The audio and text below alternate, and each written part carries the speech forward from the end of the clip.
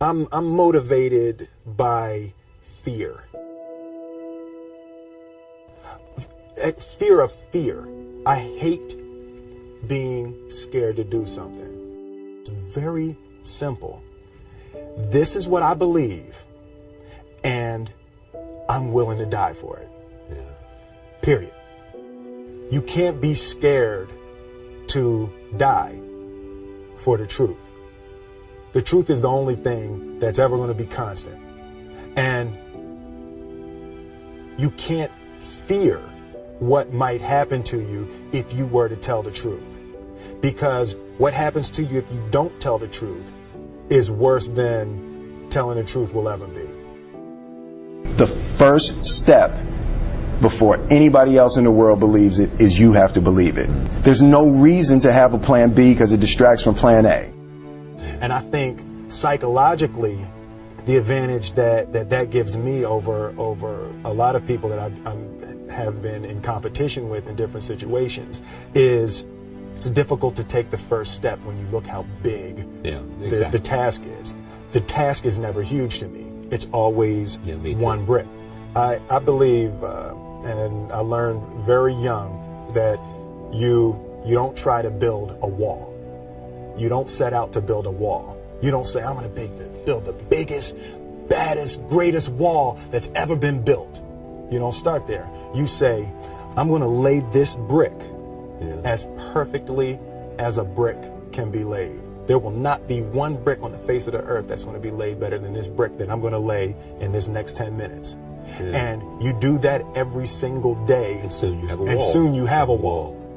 I've never really viewed myself as particularly talented. Where I excel is ridiculous, sickening work ethic. You know, while the other guy's sleeping, I'm working. While the other guy's eating, I'm working. The separation of talent and skill is one of the greatest misunderstood concepts for people who are trying to excel, who have dreams, that want to do things. Talent you have naturally. Skill is only developed by hours and hours and hours of beating on your craft.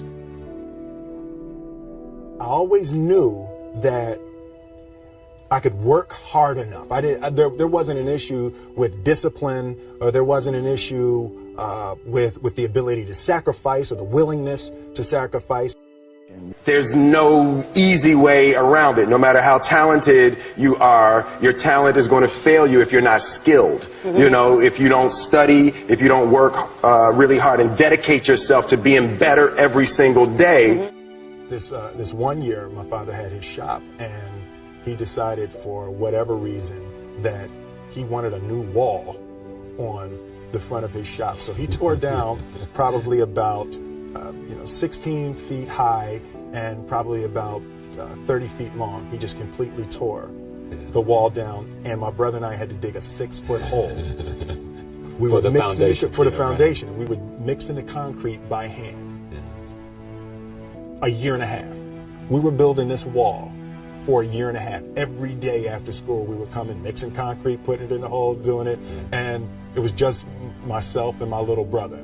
And I remember standing back, looking at that wall, saying, there's going to be a hole here forever. A year and a half later, we laid the final brick. And my father stood back with my brother and I know he planned this. He says he didn't, but I know he had been planning this and writing this for his for the past 2 years. But we stood back, we looked at the wall, and he looked at me and my brother and said, "Don't y'all never tell me that you can't do something," and walked into the shop. As a child, my parents always told me you could be whatever you want to be. You could do whatever you want to do.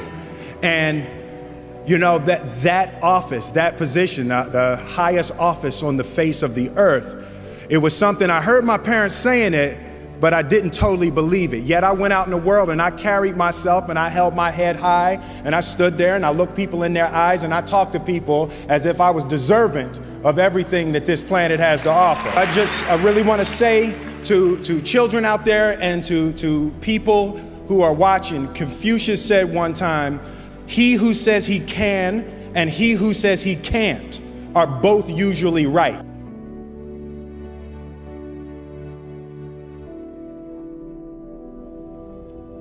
having the opportunity to study greatness. And anytime you have that opportunity, there are certain intricacies that will make clear who you are. It becomes that much more clear who you are. The definition of who I am is very clear to me, and it also redefines who I want to be, in that I know for a fact that I'm stronger than I thought I was.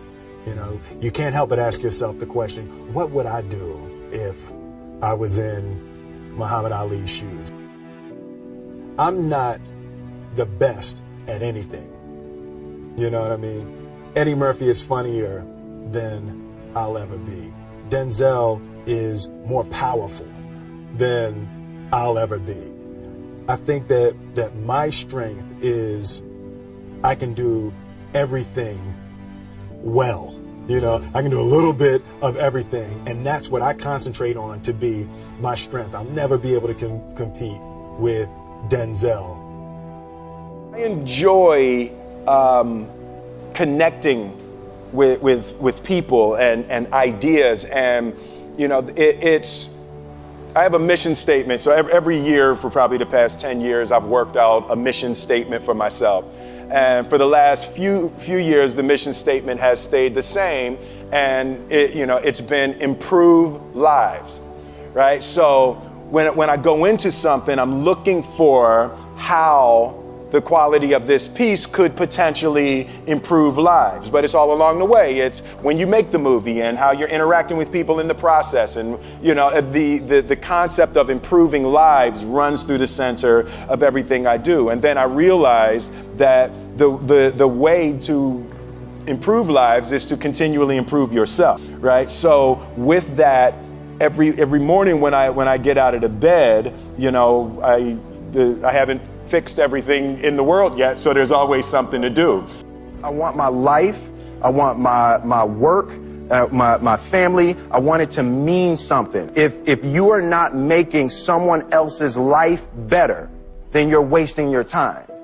You know, like your life will become better by making other lives better. A few months ago, I said that I believe that if I chose to, I could be the president of the United States. And I think as I've had a chance to intellectualize why I said that. Yeah. And I think that there's a certain delusional quality that all successful people have to have. You have to believe that something different than what has happened for the last 50 million years of history. You have to believe that something different can happen. The one thing that I truly tried to communicate in the interpretation of Ali is the complex simplicity of greatness. And how greatness is not this wonderful, esoteric, elusive, God-like feature that only the special among us will ever taste. You know, it's something that truly exists in all of us. Loss is bound to joy. Like pain and suffering are bound to joy. The being able to survive something is actually a big part of being able to find that next wave of joy. You appreciate smaller things. I hated being scared, that I didn't want to even take the meeting. I just hated that being scared to do something. And I think what developed in my early days was the attitude that I started attacking things that I was scared of.